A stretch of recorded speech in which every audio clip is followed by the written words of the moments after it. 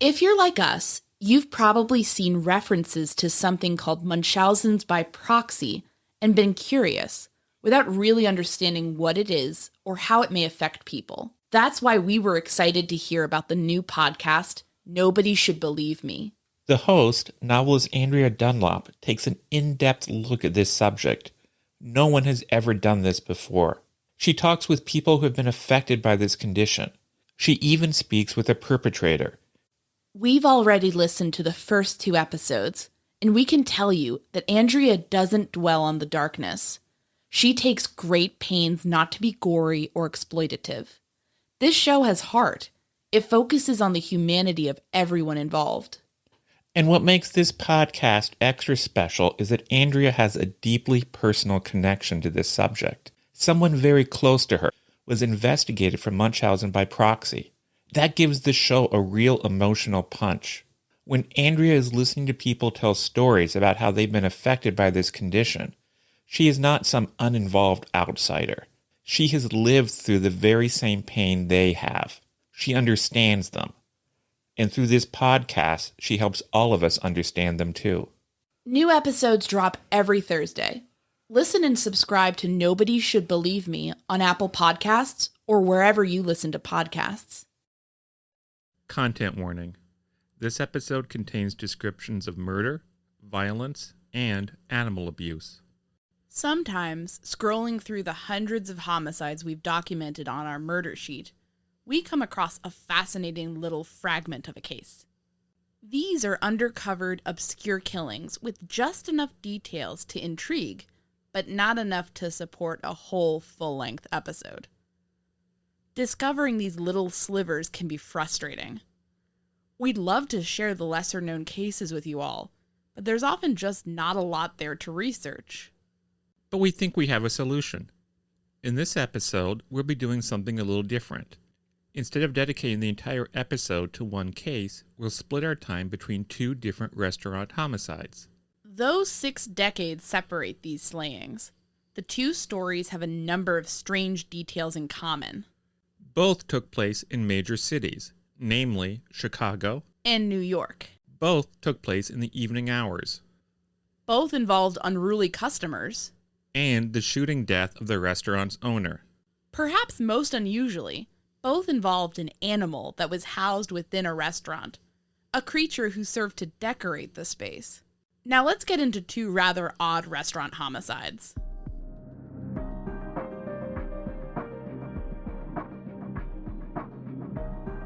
My name is Áine Cain. And I'm Kevin Greenlee. And this is The Murder Sheet, a weekly true crime podcast. Áine and I connected over the Burger Chef murders, a 1978 unsolved case involving the killings of 4 young restaurant employees. Now we're looking to track restaurant homicides. To help us understand the patterns of these crimes, we created a spreadsheet of nearly 1,000 eatery-related killings, the Murder Sheet. We'll be drawing on that data throughout Season 1 to give you a deep dive into undercovered crimes. We don't just rely on skimming the headlines. We dive into these cases to bring you in-depth coverage. We're the Murder Sheet, and this is The Bear and the Bird.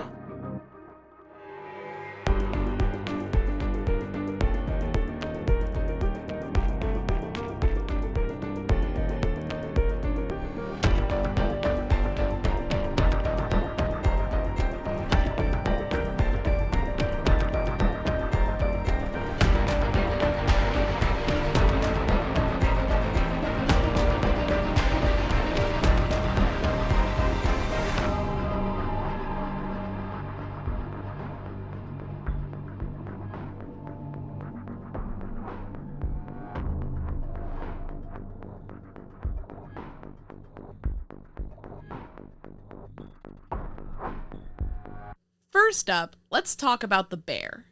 People sometimes seem to go a little crazy around the holidays. That's true now, and it was even true way back in 1875, when the Chicago Tribune complained that something always seemed to happen to spoil the fun of a holiday. Thanksgiving in the city that year was marred by a murder. one that happened to take place in a restaurant that was just a short walk from the Tribune building itself. The victim was Charlie Weiland, and he managed the St. Elmo restaurant. No, that's not the St. Elmo's in Indianapolis that's famous for its cocktail sauce, or even the fictional Georgetown bar. We're talking about a much more iffy establishment here. A man named Henry Davis showed up there on November 25th, 1875, and he started drinking. Davis and Weiland knew each other. The Chicago Inter-Ocean reported that they had once been friends, but had quarreled recently. That paper suggested it was because of jealousy over a woman. As the afternoon progressed, and Davis got drunker and drunker, his behavior began to get out of control. The first to feel the consequences of his antics was a bear. Yes, a bear. Weiland inexplicably kept a bear chained to the steps just outside the restaurant. Davis, for some reason, decided to taunt the poor animal. The Tribune said he actually attacked the beast, but it is unclear exactly what that means. In any case, the bear grew angry enough to bite Davis on the hand. An enraged Davis then picked up the animal and threw it with all his might against the steps, injuring it. Davis then went back into the restaurant. Some witnesses said that at this point Weiland criticized him for hurting his pet, but other witnesses dispute this. In any case, Davis kept on drinking. After a while, Davis got into a disagreement with another man at the bar. He and the other man called each other names, and then Davis took out a revolver and struck the other man in the face with it. The other man began to bleed, and he retreated to the washroom to clean up. Davis followed him there, continuing to call him names. Weiland went into the washroom as well, and asked Davis in quiet tones to leave his business. A few moments later, Davis and Weiland stepped out of the washroom and continued their conversation. Henry Fisher, the head waiter at St. Elmo, told the Tribune what happened next. Davis began to abuse Weiland and called him, an epithet unfit to be printed, and lots of other names just as bad. All Mr. Weiland said was that he didn't want any trouble. He didn't say anything abusive to Davis and didn't raise his hand to him. All he said was, "Yes, yes, I know I am," when Davis called him. Then Davis cocked his pistol and pointed it at Mr. Weiland and repeated the names he had before used, and all Weiland said was to please not shoot, and he stepped behind the stove. Then Davis followed him around and said, "I believe I'll shoot you." And he did shoot, and Mr. Weiland dropped on his back. Davis was so near that the powder from the pistol blackened his face. Weiland's friends carried him to his room in the hotel attached to St. Elmo. A doctor was present and tried his best to treat the wounded man, but there was little he could do. Weiland would be dead within 10 minutes. Meanwhile, Davis fled. He ran out into the street as people yelled wildly for someone in the crowd to grab him. One man did in fact manage to get hands on Davis, but Davis pulled out his revolver and the man swiftly let Davis free. Finally, in desperation, Davis returned to the St. Elmo. He hid behind an ice chest when he saw a police officer come in to arrest him. The police officer, a man named Fector, approached Davis carefully. Fector knew how dangerous situations like this could be. He had once been shot in the neck by a criminal. He told Davis to give up his weapon and submit to the arrest. But Davis didn't much like that idea. He took out his revolver, pointed it at Fector, and fired. The bullet passed through Fector's coat sleeve. The officer quickly grabbed Davis's hand, got the gun away, and placed the murderer under arrest. At the police station, according to the Tribune, Davis feigned to be exceedingly drunk and would not answer straight questions except in the most equivocal and sometimes nonsensical manner. With a pillow made of his overcoat, he lay down on the bench of his cell, and with his head close to the bars, he utterly refused to speak or show himself. Yet his reticence did not last long. Within a few hours, he submitted to an interview with a Tribune reporter, who would detail the encounter in the next day's paper. At first sight, Davis seems rather pleasant, but a full view of his features shows that his nature is sullen and morose and vengeful. His eyes are of the dark, bright, restless description, a poor idea of the color of which can be made out at night.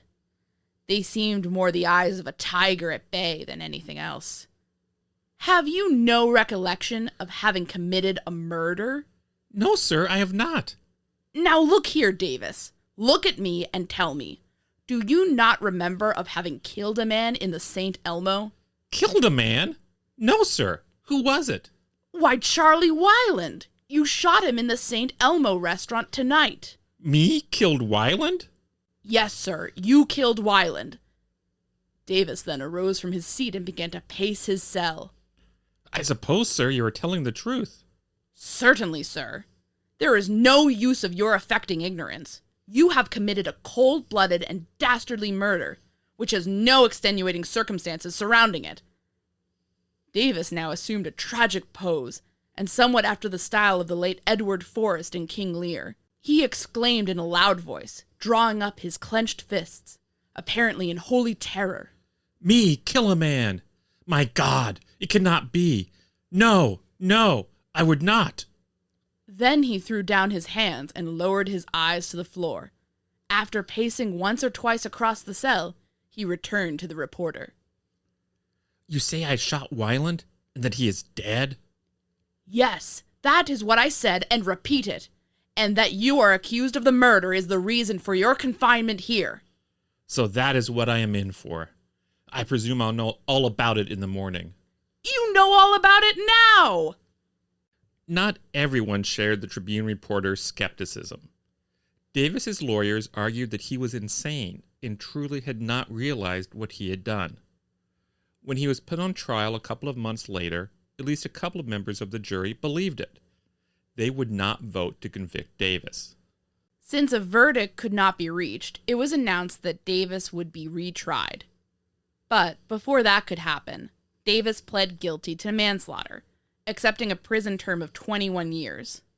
That sentence was handed down in early 1876.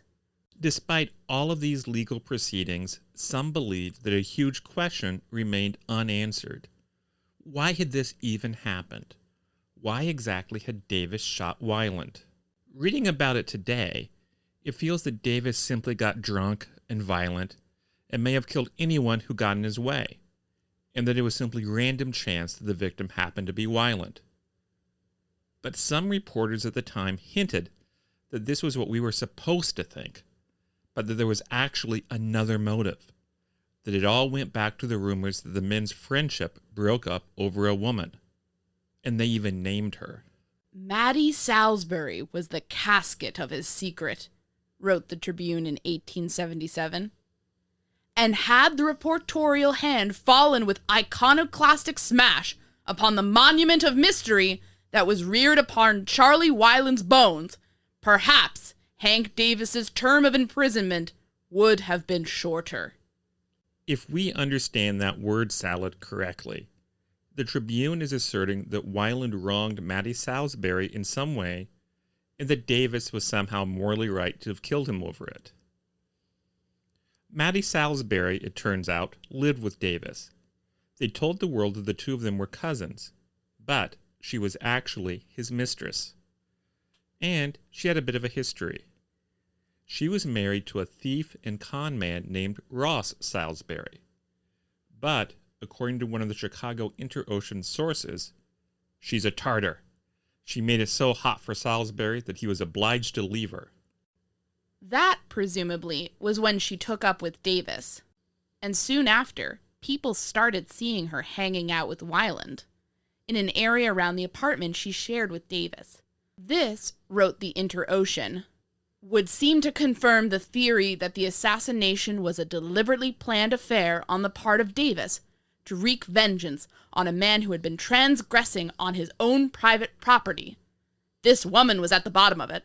She had wrought her paramour up to a pitch of excitement, which induced him to go and get drunk and act the crazy man, in order to escape the consequences and take the life of a man who was at once his companion and his rival. So instead of the murder being the result of a sudden frenzy inspired by copious drinking, it was a deeply planned murder instigated by jealousy and inflamed by the wiles of a wanton. Who knows, of course, if that theory is true. In any case, it seems interesting that the anonymous reporter seemed more outraged by Maddie's alleged promiscuity than by Davis shooting an unarmed man. In any case, by 1882, just 6 years into his 21-year sentence, Davis was already seeking a pardon, and the Tribune was not too happy about it. The first step in getting a pardon in those days was to get an endorsement from the sentencing judge, which, in this case, was a man named Rogers. And, as the Tribune reported, Davis's mother went to see Judge Rogers for that purpose, claiming that she needed Davis to be free to support her, and that his health was suffering in prison. The Tribune asserted that those claims were untrue, but the judge seemed to believe them. He gave a qualified endorsement to the idea of reducing Davis's sentence. And that is what ultimately happened. In 1883, his sentence was reduced to 14 years. With time off for good behavior, he was released in 1884.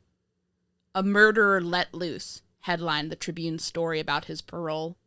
But the public at large did not seem to share the Tribune's outrage, and Davis quietly slipped into the mists of history. We couldn't find what happened to him or even to Maddie Salisbury, the woman the Interocean blamed for the murder. We can tell you, though, what happened to her husband, Ross. The career criminal and con man was arrested in Toledo for being a suspicious character, and shortly thereafter was released. Ross publicly attacked the character of Jacob Knoll, the officer who arrested him. A furious Knoll demanded a retraction. He did not get one. So, Knoll shot Ross Salisbury dead, and then turned the gun on himself, taking his own life. The press noted that this was a tough break on Salisbury's aged mother, who now would have no one to support her. Hi, I'm Anna Thomas, and let me tell you about my podcast, Apple for the Teacher. It sure sounds like it's about reading, writing and arithmetic, but don't let the title fool you. I'm a teacher from Australia and tell true crime stories associated with schools, which go far beyond shootings and teacher sexual misconduct. If you're like me, you may feel that you know enough about some high-profile cases, such as Ted Bundy and the Zodiac Killer.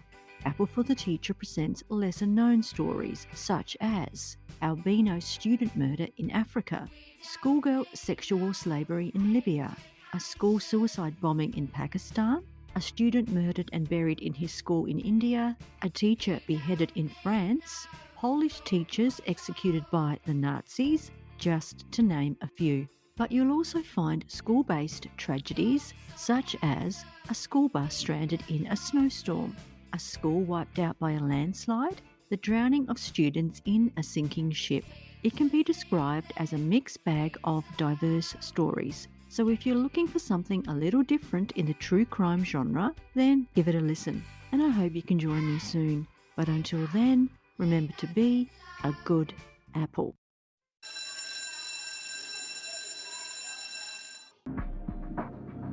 By the way, if you're interested in hearing Áine talk about a crime that's not related to murder, you might want to tune in to the new Amazon Prime series, Lula Ridge.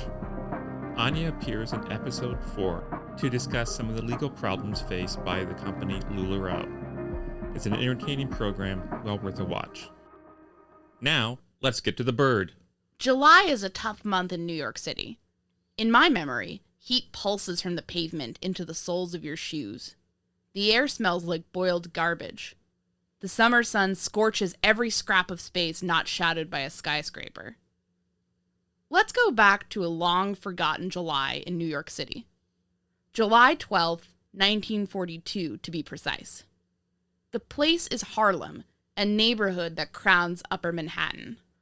The Harlem Renaissance, the explosion of music and literature and political action among African Americans who flocked to New York City, was already a decade in the past by the time our story takes place. The neighborhood had been devastated during the Great Depression, spurring a mass exodus of residents and businesses. In 1935, rioting in the neighborhood left countless properties destroyed and 3 people dead. Another riot will follow in 1943, but we're getting a bit ahead of ourselves. Our tale takes place in Harlem of old, around 3rd Avenue and 100th Street. Today, that intersection is flanked by a Pentecostal church and a charismatic church, not to mention a dollar store, a pawn shop, and a public housing development from the New York City Housing Authority. This is now called East Harlem, also known as Spanish Harlem or El Barrio. Back in 1942, a restaurant called the Green Parrot Bar and Grill was situated at 1806 3rd Avenue, in this gritty swath of East Harlem. A man named Max Geller owned the bar. Geller was apparently a strong sort who didn't tolerate nonsense from his customers. But on July 12, 1942, somebody shot Geller in front of a group of witnesses. Nobody talked. Nobody, that is, except for a parrot. Yep, that's right, a parrot. We're going to discuss the so-called Green Parrot murder mystery. I realize that the Green Parrot murder mystery truly sounds like something plucked straight out of a novel. I can picture a sleuth, either a hard-boiled detective or a plucky amateur who owns a pet store or something, choose your poison, tackling such a case. The book's cover would be one of those pulpy paintings of a beautiful redhead in an emerald dress looking terrified, with a parrot flapping in the darkened background. But such a mystery did take place in real life. Noted crime writer Edward D. Radin covered it in his book, 12 Against the Law. We discovered it in the form of a truly bonkers feature that ran in the St. Louis Post-Dispatch, titled The Green Parrot Murder Mystery. It's an excerpt from Radin's book, 12 Against the Law. I'll be upfront. When I'm feeling like a jaded reporter, I reckon that some aspects of this story sound far too perfect to be true. But it's one of those tales that's too wild not to share with you all. The shooting took place around 6 p.m. on that evening in July. The Green Parrot Bar and Grill had a decent crowd that night. One notable figure who was there to carouse with the best of them was a rather profane green parrot. You see, there was an actual green parrot living in the bar. It sat on a little perch and interacted with the customers, often screeching, "It's murder!" to the delight and horror of onlookers. According to Radin, guests would teach the bird their names. The publican's parrot also picked up quite a few filthy curse words along the way. Imagine that. You're standing there, desperately trying to get the bartender's attention so you can order a gin and tonic. And out of nowhere, this beautiful bird with gleaming green feathers and ruby-tipped wings swoops in to swear at you and scream literal bloody murder. Surreal. On the night of July 12, 1942, police were summoned to the Green Parrot Bar and Grill. They discovered Geller at the front of the restaurant, suffering from a gunshot wound in the throat. He lay dying beneath his beloved parrot's perch. A trail of blood led back to behind the bar. Someone had shot the bar owner, pocketed $13 from the register, and fled. Geller slipped into unconsciousness before he got to the hospital. He never woke up and died on August 2nd. Louis Pagnucco was one of the officials tasked with responding to the scene. He was an assistant district attorney, a polyglot, a Columbia grad, and an appointee handpicked by DA Thomas E. Dewey. Yes, that's the same Dewey who later served as the governor of the Empire State and a failed presidential candidate. Before you think Pagnucco starts to sound too much like the hero of a mystery series, he was apparently a bit of a fan of Benito Mussolini, and even praised the dictator in his college thesis. So, yikes to that. He later became a family court judge. Anyways, Pagnucco and Detective Captain Daniel Mahoney found around 20 customers who didn't see anything at the Green Parrot Bar and Grill that night. Words like stick up and stranger got thrown around. The parrot apparently had something to say and kept screeching the word robber at the baffled cops. Pagnucco eventually ordered the police to interview all of the reluctant, unobservant witnesses at the station on East 104th Street. Now remember, Pagnucco was a language expert, having previously served 7 years as an interpreter in Italian, Spanish, and French for the Court of General Sessions, according to the New York Times. In the waiting room of the precinct, he happened to hear a familiar sound. 2 witnesses, nervous women in their 30s who'd been hanging out in the bar during the murder, were murmuring to one another in French, specifically Quebecois, the dialect spoken by residents of Canada's Quebec province. Pagnucco hung around and eavesdropped. According to Radin, one of the women was cautioning her companion to not divulge any information about what they'd seen to the cops. They didn't want to get in trouble with their husbands, who thought they were catching a film rather than bar hopping. Naturally, Pagnucco called both the ladies in succession and quickly confronted them. The women each crumpled and tearfully described the killer, an African-American man wearing an eye-catching black and white suit. They said they'd never seen the killer before. This lead was exciting, but by itself it left Pagnucco without much to go on. But Pagnucco wasn't alone. Detective John Morrissey was also on the case. Radin describes Morrissey as a gray-haired, bespectacled type, a cop whose snappy professional fashion sense led to a nickname, the Banker. This wasn't the first time the detective and the prosecutor had worked together either. The previous July, Pagnucco and Morrissey had teamed up to indict 3 men in the 1939 cold case slaying of patrolman Michael J. Moroso. Now, Morrissey was investigating the Geller case. He started by basically interviewing the green parrot. Morrissey was perplexed about the parrot's new favorite phrase, robber, robber. Customers and employees told him that the bird wasn't known to say that. According to Radin, he eventually came to Pagnucco with his theory. The bird was yelling Robert, the name of the killer, not robber. After all, the green parrot had been known to learn the names of frequent customers. And one of those regulars, a taxi stand operator by the name of Robert Butler, had not been seen around lately. He also matched the description given by the 2 women. Morrissey and Pagnucco checked on Butler's wife. She claimed that he vanished one day. They surveyed her mail, but Butler never reached out. Then, their focus turned to Butler's best friend, a clerk. The police brought him in on the bogus claim that he matched the description of a suspect in a fictional robbery, taking the opportunity to search his pockets. They found a letter from Robert mentioning a new gig at the Bethlehem steel plant in Baltimore, according to Radin. Just as a side note, all of this would probably get thrown out in this day and age. The detectives had made up a crime in order to seize a citizen on false pretenses. Any defense attorney nowadays could have a field day with something like that. Anyways, Morrissey and Pagnucco found themselves in front of the steel plant, just in time to snatch Butler from the midnight shift crowd. At first, he denied being a killer, although he acknowledged that Geller's parrot was a smart bird. He's the one that told us you did it, Morrissey told him, according to Radin. Butler's response? I never did like that bird. So why did Butler kill Geller? Well, the suspect ended up confessing everything to the authorities. Just before the murders, he'd been lucky in a game of dice. He collected a lot of money, but became afraid after his competitors expressed a violent resentment of his good fortune. He obtained a gun for protection. On the night of July 12, 1942, he'd been drinking. Butler apparently stumbled into the Green Parrot Bar and Grill, demanding a refill. When Geller told him to get lost, Butler shot him and ran.